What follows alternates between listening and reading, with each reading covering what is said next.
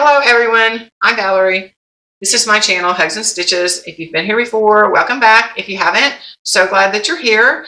Today we're going to do a video on a barn quilt, start to finish. This is the finished product, and I take you all the way through every single step of it so that you can make these at home also and give them even as gifts or something. I mean, I'm going to insert some pictures right here of places in my home that I have barn quilts, and I'm also going to show you some places where I want to add some barn quilts. And I love these. I have a video that I'll link below that I've already done that was a just like some of the barn quilts that I had finished, but I had a request, and other people have shown interest before in how to do this start to finish. So that's what this video is about. Some of the places that I would like to do a barn quilt. I have this bench in my entryway, and I think this bench would be the perfect place to do 3 like sawtooth stars or a design going straight across the bottom of it. I just think that would be beautiful. And stick around because I may do that project. Another project that I would consider doing is this is on my kitchen island, and it's a wood riser. And I think this would be the perfect place to once again do another, like a maybe like an 8-point star or something like that. That would be fantastic. Let me know if you have places or things that you would like to do a barn quilt on also.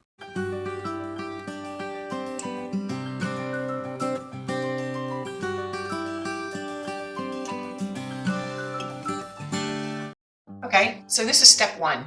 The first thing you need to do is find some lumber that you want to make your barn quilt out of. You can go purchase it, but I just went into my garage and found this piece of scrap wood.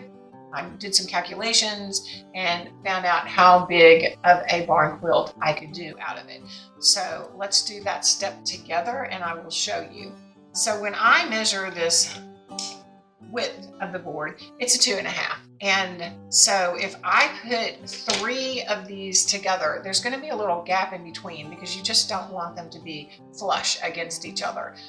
Just like you don't want any wood to be flush against each other. If there's temperature variations, it'll swell and it'll shrink. There's going to be about, less than a 1/4 inch. Maybe you could even stick a coin in between or something like that.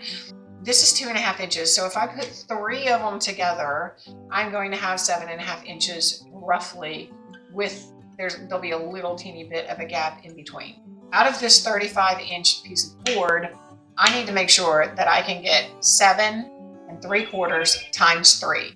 And when I multiply 7 3/4 times 3, I get 23 1/4. So this is a 35-inch board. I only need 23.25 inches. It's going to work perfectly to make a square out of this. I'm just going to measure out the very first 7 3/4, which is right here. And this is a pro tip. Cut this one first. And there's a little width that you need to include for the size of the saw blade. So you can also use this as a template. I'm going to cut this first, and I'm going to put it on, mark it, cut it, put it on, mark it, cut it, so that I know that all of my lengths of board are the exact same. So I'm going to use a miter saw, but you can use, just a hand saw. It makes absolutely no difference. So like I said, now I'm going to take that same exact piece, line it up, mark the back side of it, and cut that piece. And you can see that that is where it would have been if I hadn't counted for the saw blade. It's a pretty big difference when you just try to measure that without using your template.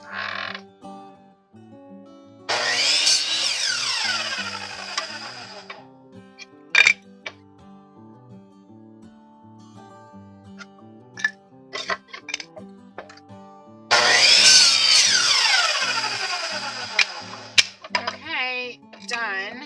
When we put these together, it's going to look like this. I'm going to have a little mini barn quilt. Let me show you what we do next, because there's obviously no way for this to just sit by itself. So we're going to cut a backer board so that these can all be glued onto it, and it just stabilizes the barn quilt.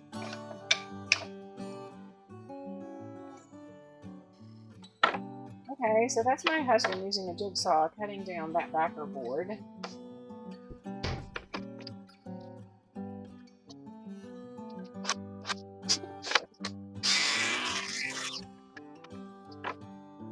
So you can see that the backer board is cut just a little bit less because you do not want to see it sticking out on the edges when you flip it over.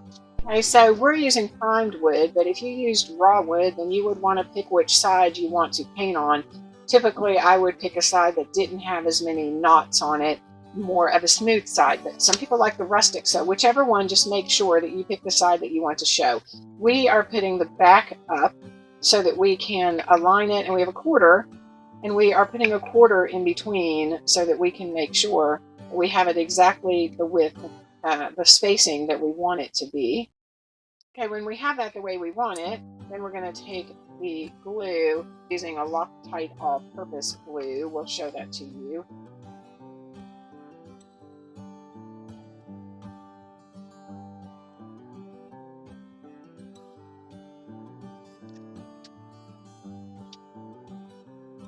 Then we're just going to let that dry. And the next step of the process, since we have this all made, I need to decide the colors I'm going to use. I have a number of chalk paints. So if you can either pick from the paint colors you have, you can use acrylic, you can use any paint you want really, but I'm going to use chalk paints, and I've decided to use these colors. I'm going to do a yellow, this one's called Vintage Mustard, and a blue, which I think this is kind of more of on the turquoise, at least it says it's Turkish tile color. So I am going to paint my background. It's just easier.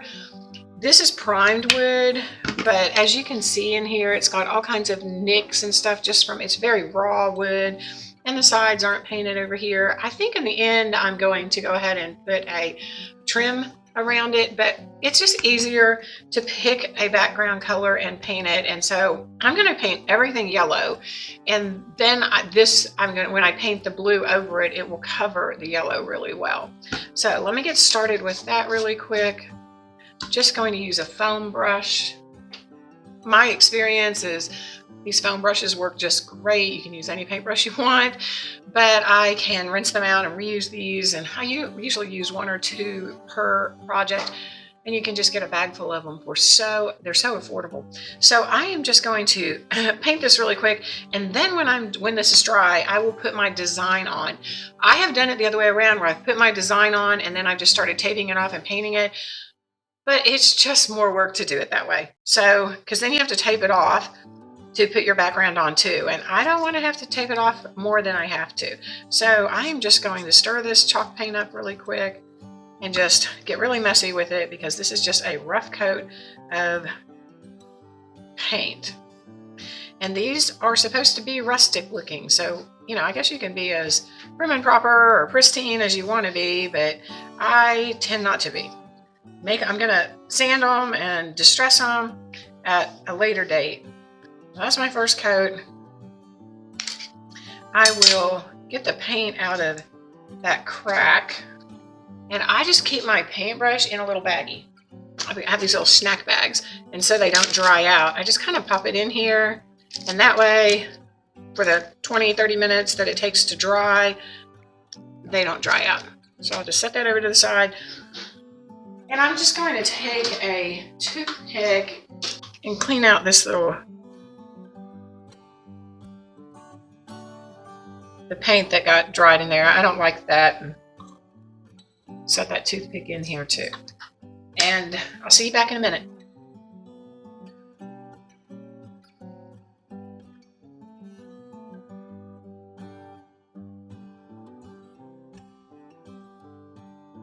So I've got all my coats on for the background, and now I need to just sketch on my pattern. I don't know the name of this pattern, so I'm just going to show you what I'm going to do. And you can make your own pattern, or you can make the same pattern that I have. I'm obviously just using a pencil and a ruler, and that's all I do. So I'm going to measure the middle of this.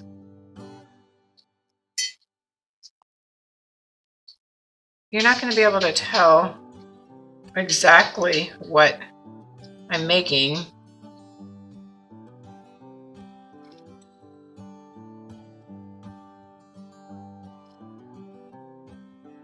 I have to move that over a little bit. Okay, so I think the only other thing I want to do, is very difficult to tell what this is going to be at the moment, but I think I'm going to come down an inch. How long? That's an inch and a half right there, or just right here.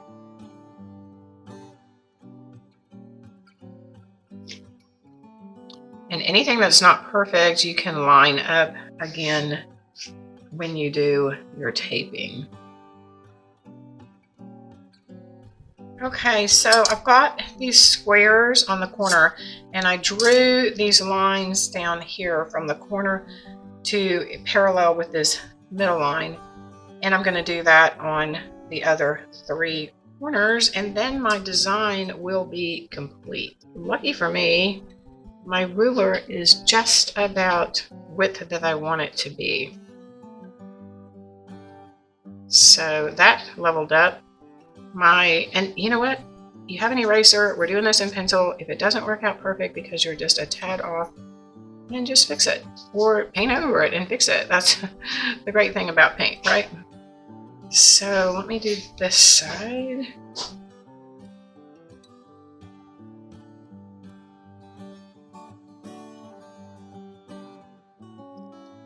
Okay, just one more.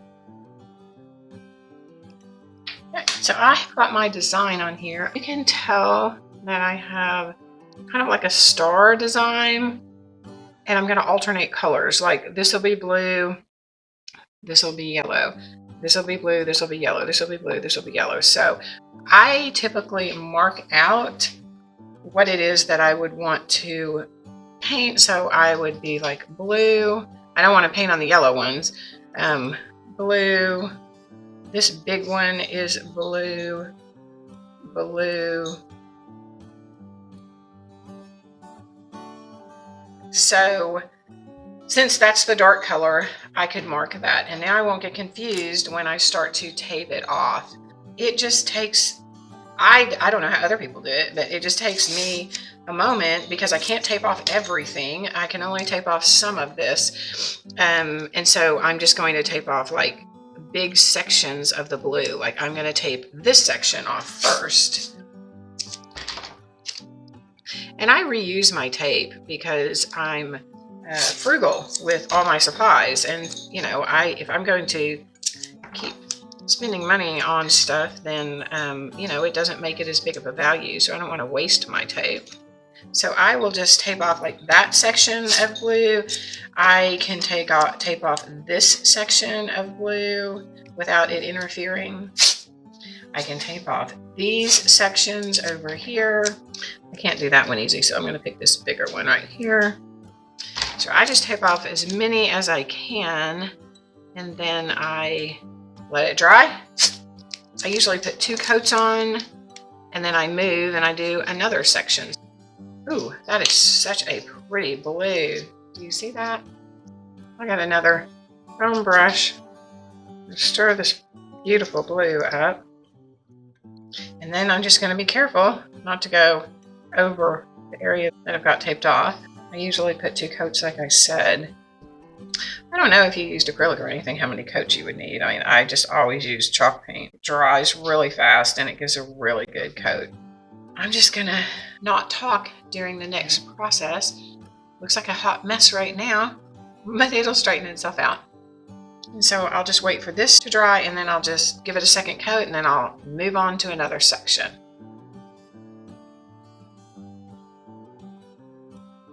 Okay, so I've got 2 coats on this, and I'm just going to take off this tape over here, set that to the side.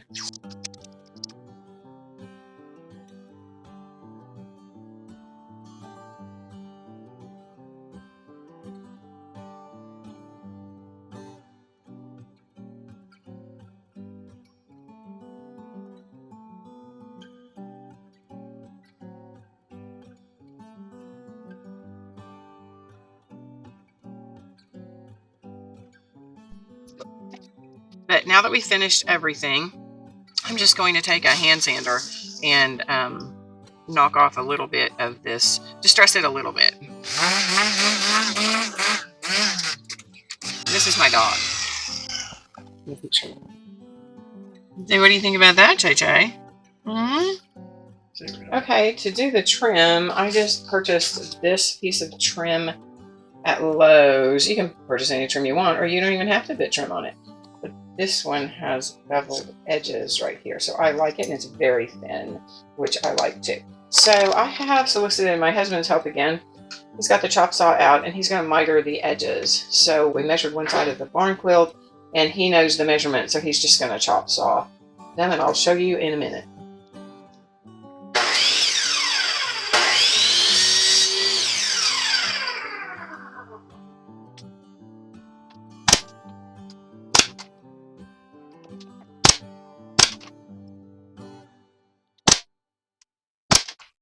There you have it, a completed barn quilt.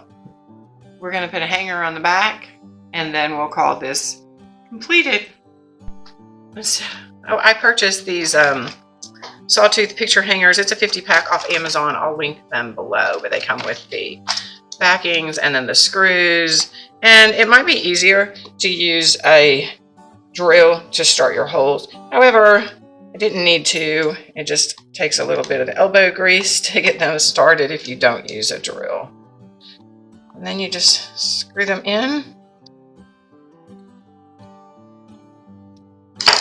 And this project is complete.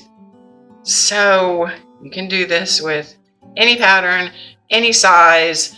You can make it your own. Trim, no trim. If you don't trim, I would suggest painting the edges. The possibilities are endless. I think some of the Christmas ones are so cute. I've seen them with Christmas trees or made in a picture of an ornament, or I'll put some of those pictures right here so you can see some different kinds that I really liked.